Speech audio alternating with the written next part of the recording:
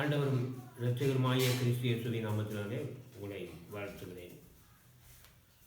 இந்த நாட்களிலும் கர்த்தர் நம்மோடு இடைபடும்படியாக பவுல் கொரிந்தியருக்கு எழுதின 2ஆம் நிருபம் 7வது அதிகாரத்திலே 9ஆம் 10வது வசனத்தை நான் உங்களுக்காக வாசிக்கிறேன். 2 கொரிந்தியர் 7ஆம் அதிகாரம் 9ஆம் 10ஆம் வசனங்கள். இப்பொழுது சந்தோஷப்படுகிறேன், நீங்கள் துக்கப்பட்டதற்காக அல்ல, மனம் திரும்புதலுக்கு ஏதுவாக துக்கப்பட்டதற்காகவே சந்தோஷப்படுகிறேன். நீங்கள் ஒன்றிலும் எங்களால் நஷ்டமடையாதபடிக்கு தேவனுக்கேற்ற துக்கமடைந்தீர்களே. தேவனுக்கேற்ற துக்கம் பின்பு மனஸ்தாபப்படுகிறதற்கு இடமில்லாமல் இரட்சிப்புக்கேதுவான மனம் திரும்புதலை உண்டாக்குகிறது. லௌகிக துக்கமோ மரணத்தை உண்டாக்குகிறது. இப்பொழுது சந்தோஷப்படுகிறேன், நீங்கள் துக்கப்பட்டதற்காக அல்ல, மனம் திரும்புதலுக்கேதுவாக துக்கப்பட்டதற்காகவே சந்தோஷப்படுகிறேன். இன்றைக்கும் ஆண்டவர் நம்மோடு பேசும்படியாக ஆண்டவர் நமக்கு கொடுத்திருக்கிற ஒரு தலைப்பு, நீங்கள் துக்கப்படுங்கள். தலைப்பே கொஞ்சம் வித்தியாசமாக தெரியலாம். இந்த பவுல் கொரிந்து சபைக்கு அவர் எழுதும்போது நான் சந்தோஷப்படுகிறேன் அப்படின்னு சொல்லிட்டு நீங்கள் துக்கப்பட்டதற்காக அப்படின்னு ஒரு வார்த்தை எழுதுவதை நாம் பார்க்கிறோம்.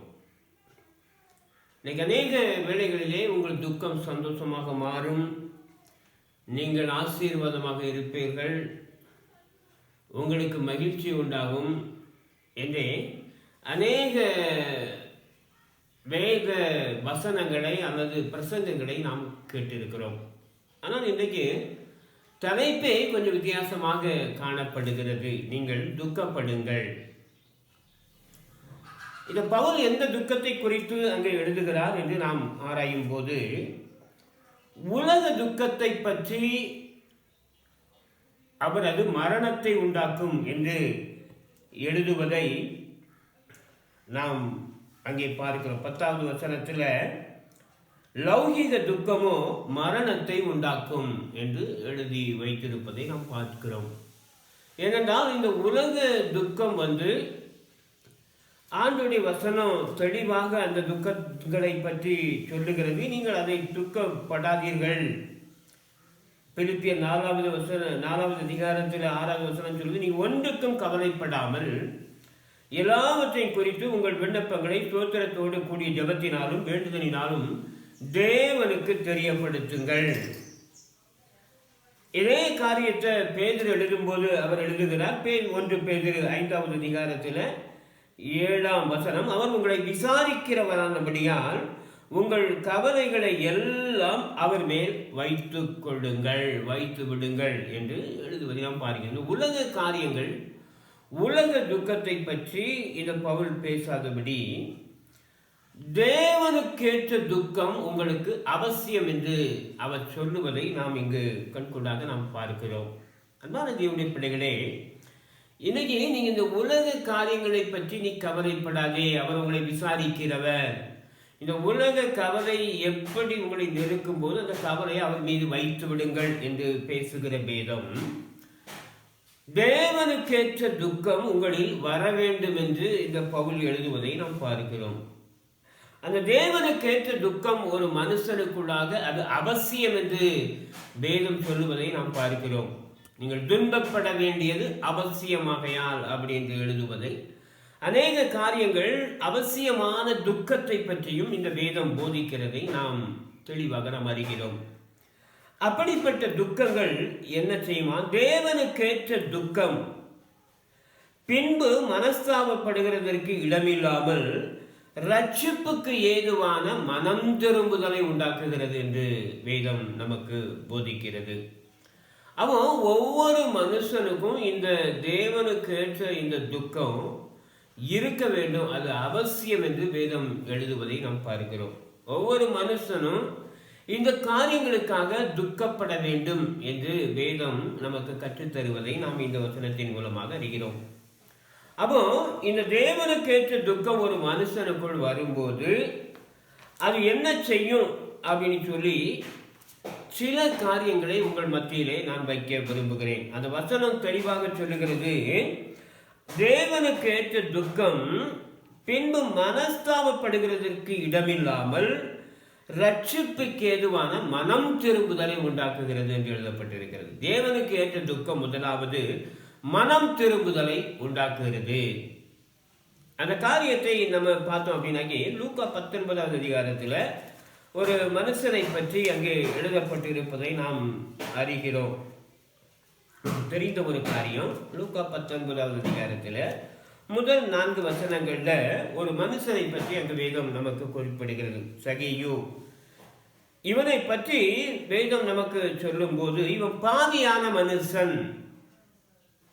எப்பொழுதுமே வரி வசூலிப்பவர்களை பாவிகள் என்று அந்த நாட்களிலே அந்த ஜனங்கள் அழைத்தார்கள். இப்படிப்பட்டதான காரியத்தில் ஒரு பாவியான மனுஷன் என்றே அவனை அறிமுகப்படுத்துகிறது வேதம். இந்த சகேயு இயேசுவை பார்க்க வேண்டும் என்று ஆசைப்பட்டான். அதற்காக தன் குள்ளனாயிருந்தபடியினால் அவன் ஒரு காட்டுத்தி மரத்தின் மேலே ஏறி இயேசுவை பார்த்து கொண்டிருக்கிறான். பார்க்க அவன் ஆசையாய் இருந்தான் என்று எழுதப்பட்டிருக்கிறது. இப்ப இயேசு அந்த காட்டுத்தி மரத்திற்கு கீழாக வந்து நின்று, சகேயுவே, நீ சீக்கிரமா இறங்கி வா என்று ஒரு வார்த்தை சொல்லுவதை நாம் பார்க்கிறோம். இந்த மனுஷனுக்கு ஒரே சந்தோஷம். நாம் இயேசுவை பார்க்க விரும்பினோம், ஆனால் இயேசுவே என்னை கூப்பிடுகிறார் என்று சொல்லி அவன் வேகமாக இறங்கி மரத்திலிருந்து இறங்கி வருகிறான். இப்ப அங்க இயேசு சொல்றாரு, நான் உன்னுடைய வீட்டிலே இன்னைக்கு தங்க வேண்டும்.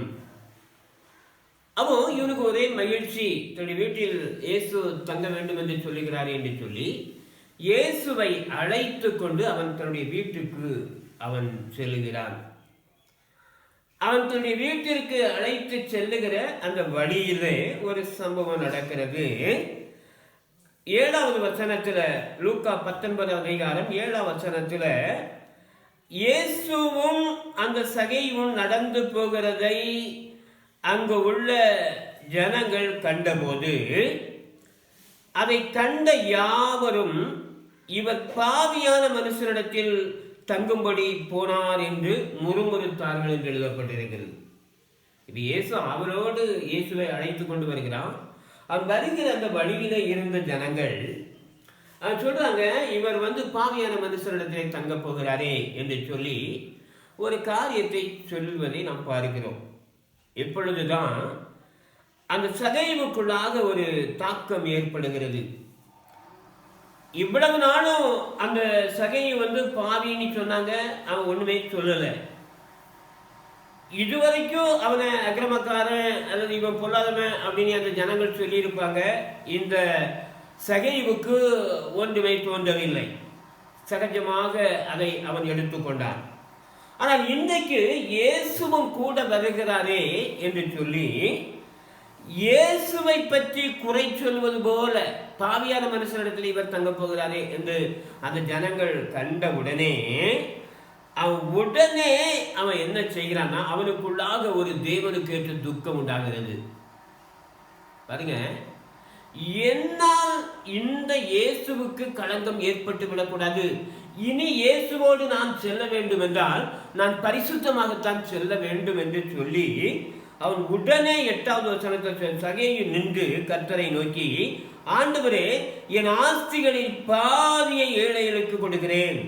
நான் ஒருவரிடத்தில் எதையாகிலும் அநியாயமாக வாங்கினது உண்டானால் நாளத்தனையாய் திருப்பி கொடுக்கிறேன். நல்ல கவனிங்க இந்த வார்த்தையின் உள் தாக்கத்தை. இதுவரைக்கும் எத்தனையோ அந்த தெருவில் எத்தனையோ முறை நடந்திருக்கிறான். அவனை பாவி என்று சொல்லி இருக்கிறார்கள். அந்த சகையை ஒன்றும் கண்டுகொள்ளவில்லை. ஆனால் இப்ப இயேசுவோடு செல்லும் போது இந்த வார்த்தை அவனை தேடி வந்த உடனே அவன் இருதயத்திற்குள்ளாக ஒரு துக்கம் உண்டாகிறது. இத மனஸ்தாபத்திற்கு இடம் இல்லாதபடி மனம் திரும்புதலை உண்டாக்குகிற துக்கம் என்று அங்கே பவுல் குறிப்பிடுவதை நாம் பார்க்கிறோம். இப்போ இவனுக்குள்ளாக ஒரு மனம் திரும்புதல். உடனே இயேசுவை கண்ட உடனே இனி இயேசுவோடு நான் செல்லணும் அப்படின்னா, என் வீட்டிற்கு இயேசுவை நான் அழைத்து கொண்டு போகணும்னா நான் பரிசுத்தமாகத்தான் செல்வேன் அப்படின்னு சொல்லி தன்னுடைய பாவங்களை எல்லாம் அங்கே அறிக்கையிடுவதை நாம் பார்க்கிறோம். தேவனுடைய பிள்ளைகளே, அதனால தான் அதே லூக்கா 15வது அதிகாரத்தில் சொல்லப்பட்டிருக்கு 7வது வசனத்தில், மனம் திரும்ப அவசியம் இல்லாத 99 நீதிமான்களை குறித்து சந்தோஷம் உண்டாகிறதை பார்க்கிலும் மனம் திரும்புகிற ஒரே பாவியின் நிமித்தம் பரலோகத்தில் மிகுந்த சந்தோஷம் உண்டாயிருக்கும் என்று இயேசு சொல்வதை பார்க்கிறோம். மனம் திரும்புகிற ஒரே பாவியின் நிமித்தம் என்று எழுதப்பட்டிருக்கிறது. இவன் சகையு பாவி அல்ல, தன்னை உள்ளத்திற்குள்ளாக அந்த மனம் திரும்புதலுடைய துக்கம், அந்த தேவனுக்கு ஏற்ற துக்கம் அவனுக்குள்ள நடந்து கொண்டிருந்தபடினால, இனி இயேசுவோடு நான் சென்றால் என்னை யாரும் குறை சொல்லக்கூடாது என்று சொல்லி தன்னுடைய பாவங்களை எல்லாம், தன்னுடைய குறைகளை எல்லாம் அதில் அந்த சமூகத்திலே இயேசுக்கு முன்னால் நின்று அறிக்கையிடுவதை நாம் பார்க்கிறோம். அன்பான தேவனுடைய பிள்ளைகளே, இந்த துக்கம் என்னைக்காவது நம்மளை பாதிச்சிருக்கா? கொஞ்சம் யோசிச்சு பாருங்க. நீங்கள் துக்கப்படுங்க, நீங்கள் துக்கப்படணும். தன்னுடைய பாவங்களுக்காக ஒரு மனுஷன் துக்கப்படும் போது பரலோகத்தில் மிகுந்த சந்தோஷம் உண்டாயிருக்கிறது என்று எழுதப்பட்டிருக்கிறது. நம் நிமித்தமாக பரலோகம் சந்தோஷப்படுகிறது அப்படின்னு சொன்னால் நம்முடைய பாவங்களுக்காக நாம் துக்கப்பட்டே ஆக வேண்டும். இந்த தேவனுக்கு ஏற்ற துக்கம் ஒரு மனுஷனுக்குள்ள நடைபெறும் போது அது ரட்சிப்பை உண்டாக்குகிறது என்று எழுதப்பட்டிருக்கிறது. தேவனுடைய பிள்ளைகளே, இன்னைக்கு இந்த துக்கம் நமக்குள்ள இருக்கா? கொஞ்சம் யோசிச்சு பாருங்க. என் பாவத்திற்காக நான் துக்கம் அடைஞ்சிருக்கேனா? நான் செய்த காரியங்களுக்காக நான் துக்கப்பட்டிருக்கேனா? நம்ம எப்பவுமே உங்க துக்கம் சந்தோஷமா மாறும், இயேசு வந்தாக்கி அற்புதங்களை செய்வாரு, இயேசு சந்தோஷம் உண்டாக்குவார் அப்படின்னு தான் நம்ம வார்த்தைகளை கேட்டு இருக்கிறோம். நம்ம அநேக காரியங்களை பைபிளில் சிந்திக்கதே அந்த வசனத்தை பற்றி தான். அன்னைக்கு ஒரு மனுஷனிடத்தில் தேவனுக்கு ஏற்ற துக்கம் வரும்போது அவன் தன்னுடைய பாவங்களை குறித்து மனஸ்தாபப்பட்டு அதை அறிக்கையிட்டு அதிலே அவன் ஜெயம் பெற்று பரலோகத்தை சந்தோஷம் உண்டாக்குவான் என்று எழுதப்பட்டிருக்கிறது. அப்போ முதலாவது தேவனுக்கு ஏற்ற துக்கம் ஒரு மனுஷனுக்குள்ள நடைபெறும் போது அது மனம் திரும்புதலை அல்லது ரட்சிப்பை உண்டாக்கும் என்று வேதத்தில் எழுதப்பட்டிருக்கிறது. ரெண்டாவது பாருங்க, இந்த தேவனுக்கு ஏற்ற துக்கம் ஒரு மனுஷனுக்குள்ள காணப்பட்டா அது என்ன செய்யும் அப்படின்னா, நீங்க 2 சாமுவேலின் புத்தகம் 12ஆம் அதிகாரம் 16ஆம் வசனத்தை நான் வாசித்தால், அங்கே ஒரு மனிதனுக்குள்ளாக தேவனுக்கு ஏற்ற துக்கம் உண்டாவதை நாம் இந்த வேதத்தின் வழியாக நாம் பார்க்கிறோம். அப்பொழுது தாவீது அந்த பிள்ளைக்காக தேவனிடத்தில் பிரார்த்தனை பண்ணி உபவாசித்து உள்ளே போய் முழுவதும் தரையிலே கிடந்தான் என்று எழுதப்பட்டிருக்கிறது. அந்த பிள்ளைக்காக உபவாசித்து முழுவதும் தரையிலே கிடந்தான் என்று எழுதப்பட்டிருக்கிறது. இங்கே ஒரு தேவ மனிதன்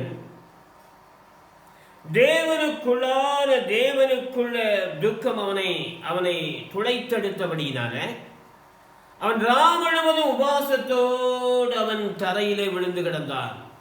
விழுந்து கிடப்பவன் சாதாரண மனிதன் அல்ல. கவனிங்க, இந்த தாவீது என்ன செய்தான் அப்படின்னு நமக்கு நல்லா தெரியும். உரியாவின் மனைவியை ஆண்டவர் சித்தத்திற்கு மாறாக இன்னொருவனுடைய மனைவியை தாவீது எடுத்துக் கொடுக்கிறான். இதை ஆண்டவர் பார்த்து மனஸ்தாபப்படுகிறார். ஆண்டவர் தீர்க்கதரிசி அனுப்புகிறார். அந்த பாவத்தை குறித்து அவனிடத்தில் சுட்டி காட்டப்படுகிறது. இப்போ இந்த நிலையில தான் 51ஆம் சங்கீதத்தில் அவன் பாவ மன்னிப்புக்காக தேவ சமூகத்தில் அவன் விழுந்து கிடக்கிறான். ஆண்டவரே, என்னுடைய பாவத்தை மன்னித்து மறுபடியும் இரட்சணியத்தின் சந்தோஷத்தை எனக்கு தாரும் என்று சொல்லி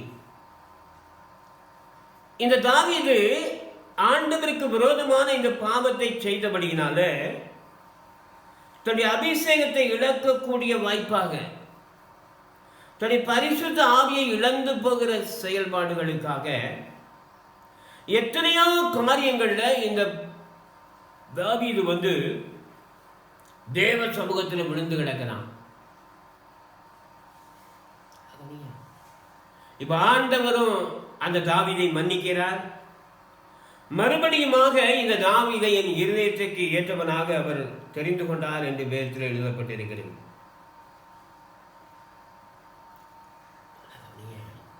இது தாவீதுக்குள்ளாக தேவனுக்கு ஏற்ற துக்கம், ஒரு துக்கம் அவனை அவனை அவனை சந்திப்பதை நாம் இந்த பகுதிகளில் பார்க்கிறோம். என்ன நடந்துச்சு தெரியுமா? இந்த தேவனுக்கு ஏற்ற துக்கம் இந்த தாவீதுக்குள்ளாக வந்தபடியினால இப்ப அவன் என்ன காரியம் நடக்குது அப்படின்னு பார்த்தாக்கி, நீங்க 1 ராஜாக்களின் புத்தகம் 1வது அதிகாரம் முதல் 4 வசனத்தை நம்ம வாசித்தோம் அப்படின்னா அங்கே ஒரு சம்பவம் நடைபெறுகிறது. இப்ப தாவீது ராஜா வயது சென்று விருத்தாப்பியனான போது வஸ்திரங்களினால் அவனை மூடினாலும் அவனுக்கு அனல் உண்டாகவில்லை. ராஜா வயதாகிவிட்டது. இவனுடைய வயதின் முதிர்ச்சி காரணமாக அவனை சூடு உண்டாக்கும்படியாக சில காரியங்களை அவர்கள் வீட்டாரே செய்கிறார்கள். வஸ்திரத்தை போட்டு பார்க்கிறாங்க. அப்படியும் அந்த தாவீதுக்கு அனல் உண்டாகபடியினால இவருடைய சொந்த வீட்டாரே என்ன செய்யறாங்க அப்படின்னா 2வது வசனத்துல, அப்பொழுது அவனுடைய ஊழியக்காரர் அவனை நோக்கி ராஜ சமூகத்தில் நின்று அவருக்கு பணிவிடை செய்யவும் ராஜாவாகிய எங்கள் ஆண்டவனுக்கு அனலுண்டாகும்படி உம்முடைய மடியிலே படித்துக் கொள்ளவும் கன்னியாகிய ஒரு சிறுபெண்ணை ராஜாவாகிய எங்கள் ஆண்டவனுக்கு தேடுவோம் என்று சொல்லி, வஸ்திரத்தினால் சூடுண்டாகாதபடினாலே இந்த ராஜாவுக்கு ஒரு பெண்ணை கொடுக்க வேண்டும் என்று சொல்லி தன்னுடைய வீட்டில் உள்ள வேலைக்காரர்களே, தனக்கு விரும்பினவர்களே அங்கே ஒரு காரியத்தை செய்வதை நாம் பார்க்கிறோம். 4வது வசனம் சொல்லுது, இஸ்ரவேலின் எல்லைகள் எல்லாம் அழகான ஒரு பெண்ணை தேடி சூனேம் ஊராளாகிய அபிசாகை கண்டு அவனை ராஜாவினிடத்தில் கொண்டு வந்தார்கள் என்று எழுதப்பட்டிருக்கிறது. ராஜா இதற்கு முன்னாக பாவம் செய்தவர் தான். ஆனா மனஸ்தாபப்பட்டு 51வது சங்கீதத்தில் அந்த பாவங்களுக்காக அவர் மனம் வருந்தி தேவ சமூகத்தில் அவர் தேவனுக்கு ஏற்ற துக்கம் அடைந்தபடியினாலே, தன்னுடைய பாவங்களுக்காக அழுது தேவ சமூகத்தில் அவர் விழுந்து கிடந்தபடியினாலே தேவனிடத்தில் இருந்து மன்னிப்பை பெற்றுக்கொண்ட அந்த தாவீது மறுபடியுமாக அதே சம்பவம் அவருடைய வீட்டில் இருந்து புறப்படுவதையும் பார்க்கிறோம். இப்ப எல்லா நாட்டிலையும் போய் தேடுறாங்க. ஒரு அழகான ஒரு இளம் பெண்ணை, வாலிப பெண்ணை இந்த தாவீதினிடத்தில் கொண்டு போய் விடுகிறார்கள். ஆனால் அந்த தாவீது செய்த காரியம் என்ன அப்படின்னா 4வது வசனத்தில், அந்த பெண் வெகு அழகாய் இருந்தாள், அவள் ராஜாவுக்கு உதவியாய் இருந்து அவனுக்கு பணிவிடை செய்தாள், ஆனாலும் ராஜா அவனை அறியவில்லை என்று எழுதப்பட்டிருக்கிறது. இதுக்கு முன்னால இன்னொருவருடைய மனைவி என்று கூட பார்க்காதபடி அந்த பத்சேபாளை எடுத்துக்கொண்ட அந்த தாவீது இவன் மனம் திரும்புதலை கேட்டு துக்கம் அவனுக்குள்ளாக 51ஆம் சங்கீதத்தில் நடைபெற்றபடியினால அந்த குழந்தைக்காக அவன் உபவாசம் இருந்து, பத்சேபாளிடம் பிறந்த குழந்தைக்காக உபவாசம் இருந்து தேவ சமூகத்தில் அழுது மன்றாடி ஆண்டவருடைய பாவத்தை மன்னியும் என்று தேவ சமூகத்தில் கேட்டுக்கொண்ட அந்த தாவீது மறுபடியும் அதே வீட்டாரிடத்தில் இருந்து ஒரு அழகான பெண்ணை கொண்டு அந்த தாவீதுக்கு முன்னால கொண்டு விட்டாலும் வேதம் சொல்லுது ராஜா அவளை அறியவில்லை என்று எழுதப்பட்டிருக்கிறது. மனதேவனுடைய பிள்ளைகளே, தேவனுக்கேற்ற துக்கம் அந்த தாவீதுக்குள் இருந்தபடியினால இனிமேல் வலிய ஒரு பெண்ணை கொண்டு என் முன்னால விட்டா கூட அது என்னுடைய குடும்பத்தார்களே எனக்கு நன்மை உண்டாகும்படி கொண்டு விட்டா கூட அந்த பெண்ணை நான் தொடமாட்டேன் என்று சொல்லி பரிசுத்தத்தில் ஒரு வைராக்கியம் உண்டானது என்று வேதத்தில் எழுதப்பட்டிருக்கிறது. அல்லேலூயா. ரெண்டாவது பாருங்க, தேவனுக்கேற்ற துக்கம் என்ன செய்யும் அப்படின்னா பரிசுத்தத்துல வைராக்கியத்தை உண்டாக்கும். இதுக்கு முன்னால இன்னொருடைய மனைவியை எடுத்துக்கொண்ட தாவீது, இப்போ அதே சம்பவம் வலிய அவனுக்கு வாய்ப்பு அதிகமாக நெருக்கமாக கிடைத்த போதிலும், நான் இனி ஒரு பெண்ணை தொடமாட்டேன் அப்படின்னு சொல்லி பரிசுத்தத்திலே வைராக்கியமாக இருந்தான் என்று எழுதப்பட்டிருக்கிறது. தேவ பிள்ளைகளே, ஏன் நீங்க துக்கப்படணும்? உங்கள் பாவங்களுக்காக நீங்கள் துக்கப்பட்டு கதறி அழுது, இன்னைக்கு நம்ம அநேக ஜெபம் நம்ம பண்ணோம் அப்படின்னாக்கி ஆண்டவரிடத்திலிருந்து எதையாவது பெற்றுக்கொள்ளும்படியாக, ஆண்டவரை இதை செய்யும் அதை செய்யும் தேசத்தை ரட்சியும், அது மாத்திரம் நம்முடைய ஜெபம் அல்ல. பிரியமானவர்களே, நீ ஆண்டவர் சமூகத்தில் போய் ஒவ்வொரு நாளும் உன்னுடைய பாவங்களுக்காக நீ துக்கப்பட்டு கதறி அழுது தேவனுக்கேற்ற துக்கம் அடைந்து, தாவீது மறுபடியுமாக பரிசுத்தத்தில் வைராக்கியம் கொண்டான் என்று எழுதப்பட்டிருக்கிறது. அப்போ இரண்டாவது தேவனுக்கேற்ற துக்கம் முதலாவது ரட்சிப்பை உண்டாக்கும், மனம் திரும்புதலை உண்டாக்கும், இரண்டாவதாக பரிசுத்தத்தில் வைராக்கியத்தை உண்டாக்கும் என்று எழுதப்பட்டிருக்கிறது. பரிசுத்தத்தில் வைராக்கியத்தை உண்டாக்கும். அதுக்கப்புறம் ஒரு பெண்ணை கூட தாவீது தொடலை. ஒரு பெண்ணை கூட தாவீது தொடலை. ஏன்னா அவனுக்குள்ளாக தேவனுக்கேற்ற துக்கம் வந்தபடினாலே அதனுடைய வாழ்க்கை பாதையே அப்படி மாற்றிவிட்டது என்று வேதத்தில் எழுதப்பட்டிருக்கிறது. மூன்றாவதாக, இந்த தேவனுக்கேற்ற துக்கம் என்ன செய்யும் அப்படி நம்ம பார்த்தோம் அப்படின்னா, தேவனுக்கேற்ற துக்கம் என்ன செய்யும்? ரோமருக்கு எழுதின நிருபம், பவுல் ரோமருக்கு எழுதின நிருபம் 9வது அதிகாரம் முதல் 3 வசனங்களை நான் வாசித்தோம் அப்படின்னா, எனக்கு மிகுந்த துக்கமும் இடைவிடாத மனவேதனையும் உண்டாகியிருக்கிறது. நான் சொல்லுகிறது பொய்யல்ல, கிறிஸ்துவுக்குள் உண்மையை சொல்லுகிறேன் என்று பரிசுத்த ஆவிக்குள் என் மனசாட்சியும் எனக்கு சாட்சியாக இருக்கிறது. மாமிசத்தின்படி என் இனத்தாராகிய என் சகோதரருக்கு பதிலாக நானே கிறிஸ்துவை விட்டு சபிக்கப்பட வேண்டும் என்று விரும்புகிறேன் என்று எழுதுகிறார் பவுல். இங்கே ஒரு பெரிய துக்கம், எனக்கு மிகுந்த துக்கம் உண்டாகிறது, எனக்கு மிகுந்த துக்கமும் மனவேதனையும் உண்டாகிறது. ஏன் அப்படின்னா, மாமிசத்தின்படி என் இனத்தாராகிய என் சகோதரருக்கு பதிலாக நானே கிறிஸ்துவை விட்டு சபிக்கப்பட்டவன் என்று விரும்புகிறேன் அப்படின்னு எழுதுவதை நாம் பார்க்கிறோம். ஏன் பவுல் இப்படி சொல்லுகிறார்? அவனுக்கு என்ன துக்கம்? என் இனத்தாராகிய என் ஜனத்து மக்கள் ஆண்டவரை அறிந்து கொள்ள வேண்டும், ஆண்டவரை அறிந்து கொள்ள வேண்டும். என் இனத்தாராகிய என் ஜனங்கள் ஆண்டவரை அறிந்து கொள்ள வேண்டும். அவர்கள் அப்படி அறிந்து கொள்ள முடியல அப்படின்னாக்கி நான் கிறிஸ்துவின் சபிக்கப்பட்டவன் என்று எழுதுவதை நாம் பார்க்கிறோம். அவர் என்ன எழுதுகிறார் அப்படின்னாக்கி, அதே ரோமர் 10 அதிகாரம் 1 வசனத்தில், சகோதரரே, இஸ்ரவேலர் ரட்சிக்கப்பட வேண்டும் என்பது என் இருதயத்தின் விருப்பமும் நான் தேவனை நோக்கி செய்யும் விண்ணப்பமாயிருக்கிறது.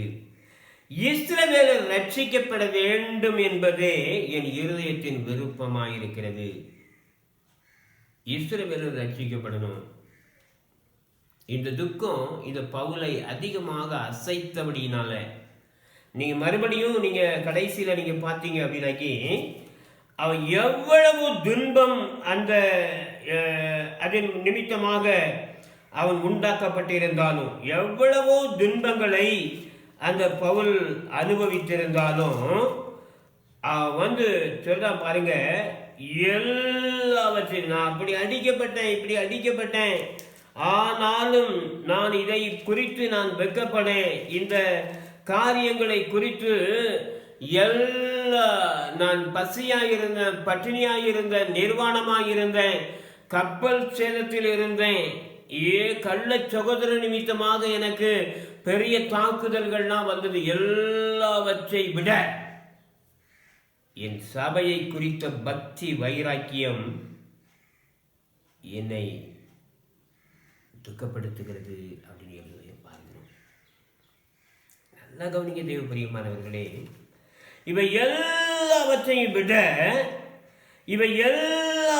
விட நான் என்னுடைய சபைகளுக்காக நான் வைராக்கியமாக இருக்கிறேன் என்று அந்த பவுல் அநேக காரியங்களை பற்றி சொல்லுவதை நான் வேதத்திலிருந்து பார்க்கிறோம். அன்பான தேவனுடைய பிள்ளைகளே, இன்னைக்கு தேவனுக்கேற்ற ஒரு துக்கம் நம்மிடத்தில் காணப்படும் என்றால் என் சகோதரர்கள் ரட்சிக்கப்படணும். இதுதான் எனக்கு மனை வேதனையாக இருக்கிறது. என்னுடைய சொந்தங்களுடைய உறவுகள் ஆண்டவர் சமூகத்தில் வந்து சேரணும்.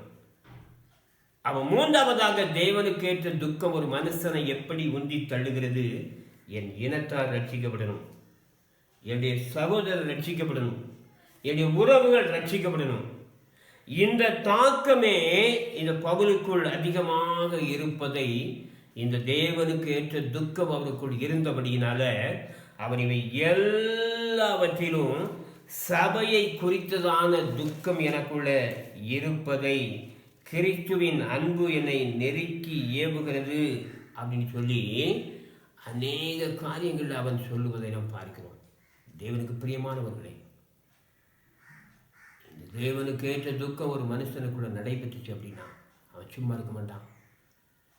என் சகோதரர் ரட்சிக்கப்படணும், என் குடும்பத்தார் ரட்சிக்கப்படணும், என் உறவுகள் ரட்சிக்கப்படணும், என் தேசம் ரட்சிக்கப்படணும், என் ஜனங்கள் ரட்சிக்கப்படணும், என் கிராமம் ரட்சிக்கப்படணும். இந்த துக்கம் அதிகமாக அவனை அசைத்ததாக வேதத்தில் எழுதப்பட்டிருக்கிறது. தேவ பிள்ளைகளே, இன்னைக்கு நம்ம எப்படி இருக்கிறோம் கொஞ்சம் யோசிச்சு பாருங்க. இது தேவனுக்கேற்ற துக்கம் ஒரு மனுஷனுக்குள்ள நடைபெற வேண்டும். நீ துக்கப்படணும் அப்படின்னு வேதம் சொல்லுவதை பார்க்கிறோம். அதை நீ துக்கப்பட்டதற்காக நான் சந்தோஷப்படுகிறேன் என்று பவுல் எழுதுவதை பார்க்கிறோம். இந்த துக்கம் நம்மிடத்திலே காணப்படுகிறதா கொஞ்சம் யோசிச்சு பாருங்க. தேவனுக்கு ஏற்ற துக்கம் மனஸ்தாபப்படுகிறதுக்கு ஏதுவில்லாதபடி மனம் திரும்புதலை உண்டாக்கும், ரட்சிப்புக்கு ஏற்ற மனம் திரும்புதலை உண்டாக்கும் என்று எழுதப்பட்டிருக்கிறது. இரண்டாவது, தேவனுக்கு ஏற்ற துக்கம் பரிசுத்தத்திலே ஒரு வைராக்கியத்தை உண்டாக்கும். மூன்றாவதாக, தேவனுக்கேற்ற துக்கம் மனம் திரும்புதலுக்காக மற்றவர்களை அழைக்கிற ஒரு வைராக்கியத்தை உண்டாக்கும். இன்னைக்கு அந்த சமுத்திரம் ஒப்பு கொடுப்போமா? சமுத்திரம் ஒப்பு கொடுப்போம். நன்றி தகப்பனே, சோத்திரம். இந்த மனம் திரும்புதலுக்கு ஏற்ற தேவனுக்கு ஏற்ற துக்கம் நாங்கள் அடையும்படியாக எங்கள் ஒவ்வொருவருக்கும் நீர் பலன் தரும்படியாக ஜெபிக்கிறோம். நீரே அப்படி ஆசீர்வதிப்பீராக. பவுலுக்குள்ளாக இருந்த அந்த மன வேதனை துக்கம் இன்னும் அதிகமாக எங்களிடத்தில் காணப்படும்படியாக தெய்வ கிருபைக்கு ஒப்புக் கொடுக்கிறோம். நீங்கள் ஒவ்வொருவரையும் ஆசீர்வதிங்க, காத்துக்கொள்ளுங்க. தாழ்த்துக்கிறோம், அர்ப்பணிக்கிறோம். இயேசுவின் நாமத்தில் பிதாவே.